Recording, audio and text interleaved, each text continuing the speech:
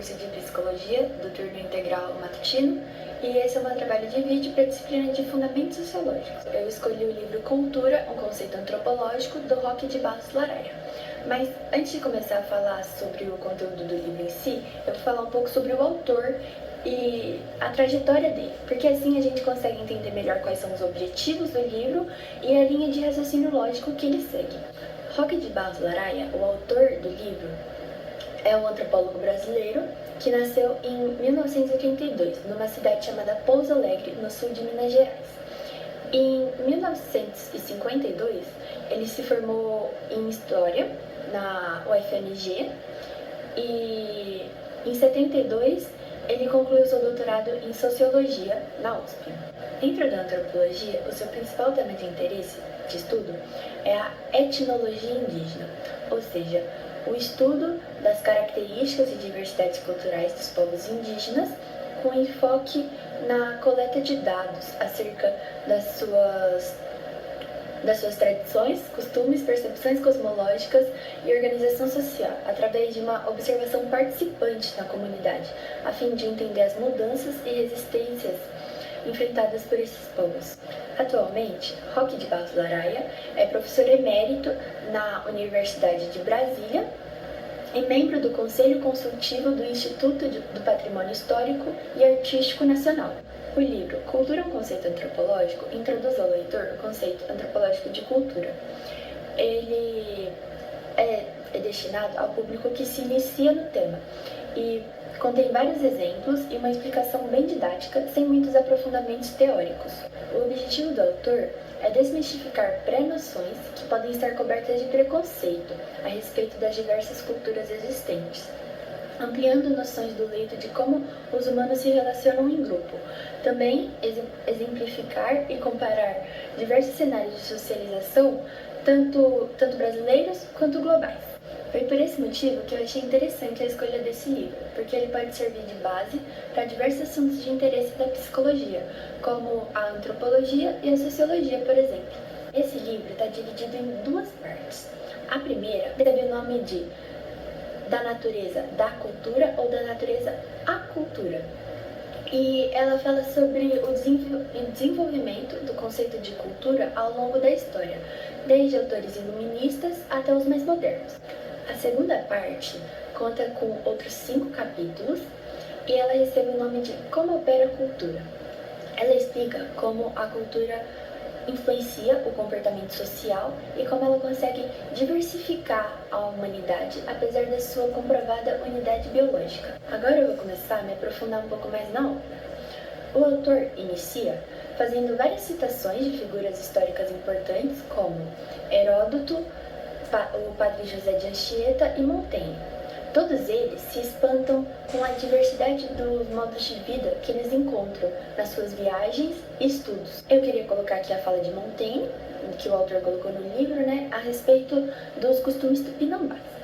O Montaigne, ele também foi um dos pioneiros da ideia de relativismo cultural, ou seja, a ideia de que as práticas de uma cultura devem ser pensadas a partir de sua própria realidade e sistema de funcionamento, sem julgamento, baseado nos valores de uma cultura externa. E por isso mesmo, ele procurou não se espantar demais com os costumes que são diferentes do deles.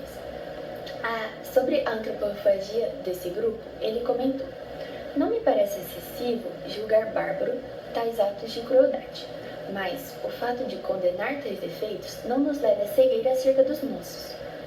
Estimo que é mais bárbaro comer um homem vivo do que o comer depois de morto, e é pior esquartejar um homem entre suplícios e tormentos e o queimar aos poucos, ou entregá-los a cães e porcos, a pretexto de devoção e fé, como não somente o lemos, mas vimos ocorrer entre vizinhos nossos conterrâneos." Então, aqui a gente vê que ele se espanta sim, com a antropofagia dos tupinambás, mas que mesmo assim ele consegue não deixar de perceber que os costumes de morte e tortura que eram praticados pela igreja e que eram vistos como comuns na comunidade dele, podem ser igualmente chocantes para aqueles que olham de fora. Nessa época, ele é um dos únicos autores que não se deixa levar pelo etnocentrismo. O etnocentrismo, ele é um dos conceitos explicados no início da obra e que é muito importante para a compreensão do resto dela. Ele diz respeito ao hábito de julgar outras culturas com base nos parâmetros de nossa própria cultura, em que muitas vezes os novos cenários são vistos como inferiores, enquanto o nosso próprio é percebido como o que seria o padrão e, portanto, aquele mais correto. Também só é importante ressaltar que, com a popularização desse termo, muitas vezes ele é confundido com o racismo.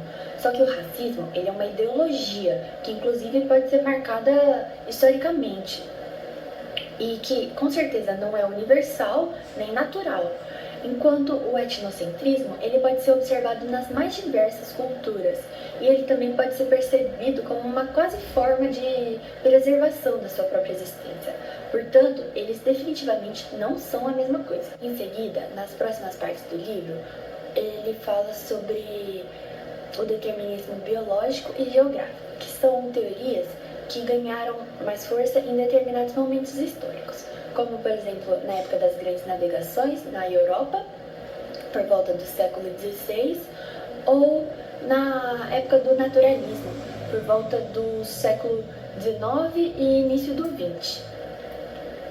Também, para a compreensão dessa parte do livro, é importante a gente estar ciente da existência de teorias monogenistas, ou seja, são teorias que afirmam que todos os humanos teriam uma origem única, um ancestral em comum.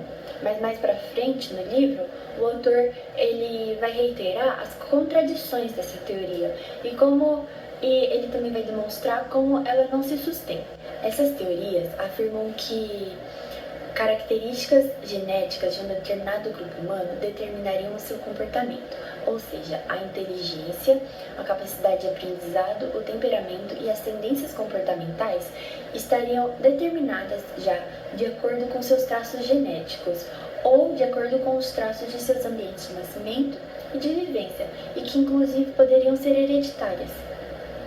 Um exemplo de como essas ideologias ainda perpetuam nos dias atuais é aquele estereótipo de que o brasileiro é um povo preguiçoso, que não gosta de trabalhar por natureza. Para os antropólogos, o determinismo não é e nunca será uma verdade. Os comportamentos coletivos são aprendidos e não dependem significativamente de caracteres genéticos. As diferenças culturais explicam-se pela história cultural de cada grupo, e é justamente a capacidade de aprender e a plasticidade que torna a espécie humana única. Então, assim, não existem traços psicologicamente inatos de um determinado grupo. Além disso, também, o comportamento não é marcado pelo sexo biológico. Os antropólogos demonstram que um determinado comportamento atribuído ao sexo em um grupo pode ser atribuído ao sexo oposto em outros grupos. Ademais, sistemas de divisão sexual de trabalho também não seguem necessariamente uma racionalidade biológica. Isso quer dizer que atividades que são atribuídas às mulheres podem exigir muito mais força física do que atividades atribuídas a homens, por exemplo. Além disso, o comportamento também não é marcado pelo sexo biológico de um indivíduo. Isso quer dizer que comportamentos atribuídos a um determinado sexo em um grupo podem ser atribuídos ao sexo oposto em outros grupos. Também, sistemas de divisão sexual de trabalho não seguem necessariamente uma racionalidade biológica. Isso quer dizer que atividades que são atribuídas ao sexo feminino em um grupo podem exigir muito mais esforço físico do que atividades atribuídas ao sexo masculino. Em síntese, o comportamento humano depende de um aprendizado contínuo e permanente de uma cultura. Esse processo ele é chamado de endoculturação. Sobre o determinismo geográfico, os antropólogos também desmistificam as considerações de que o ambiente físico pode interferir mecanicamente na diversidade cultural. Eles mostram que é possível e comum haver diversidade cultural em um mesmo tipo de espaço geográfico.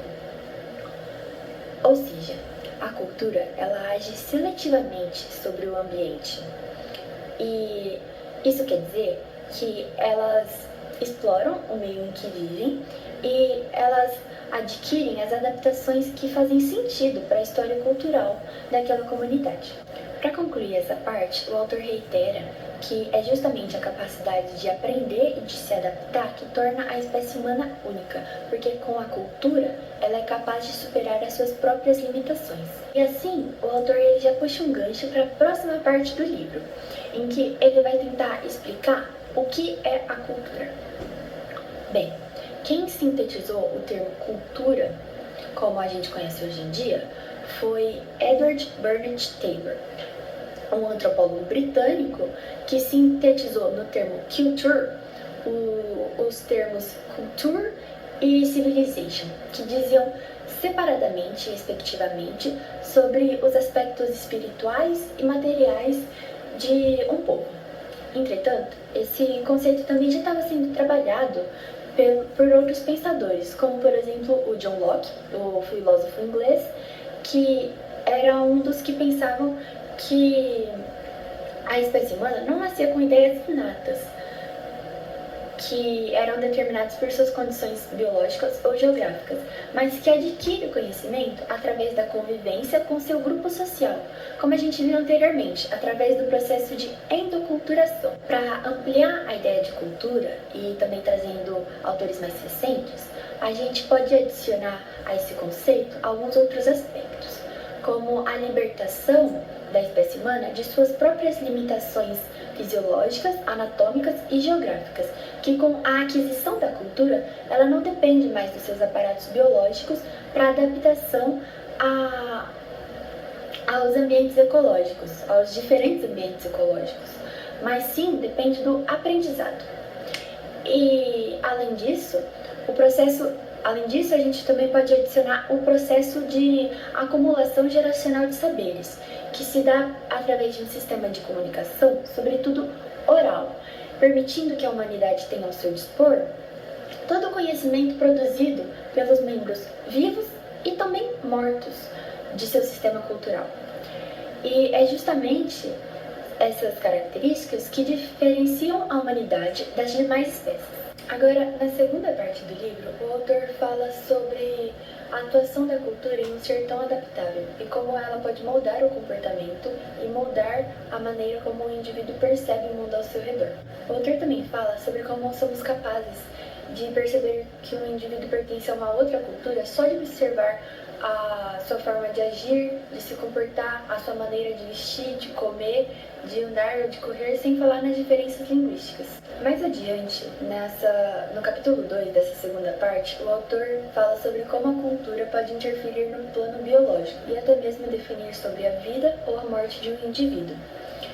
Ele exemplifica mortes causadas pela apatia, um movimento contrário ao etnocentrismo em que o indivíduo perde totalmente a crença nos valores da sociedade em que está inserido, fazendo com que ele perca sua motivação para continuar vivo ou socializando e interagindo no meio em que ele está inserido. O chamado banzo era uma causa comum de morte entre pessoas africanas escravizadas, em que eles eram retirados violentamente do seu lugar de origem e trazidos a um novo ambiente totalmente novo e hostil, fazendo com que eles perdessem a motivação de ficarem vivos, cometendo suicídios ou perdendo sua vida pelo chamado banzo, que é uma forma de morte causada pela apatia. Trazendo um exemplo mais comum no nosso cotidiano, o livro cita também o condicionamento fisiológico da nossa cultura de sentir fome ao meio-dia, o horário do almoço. O autor acrescenta que nenhum indivíduo consegue participar holisticamente de todos os elementos da sua cultura, mas que todos os indivíduos de uma mesma sociedade devem ter um conhecimento mínimo para permitir a convivência dos mesmos. Ele também reitera que todos os sistemas culturais têm uma lógica própria e que um hábito cultural só pode ser julgado a partir de parâmetros do seu próprio sistema. Ele também reitera que todo sistema cultural tem uma lógica própria e que um hábito cultural só pode ser julgado a partir dos parâmetros de seu próprio sistema.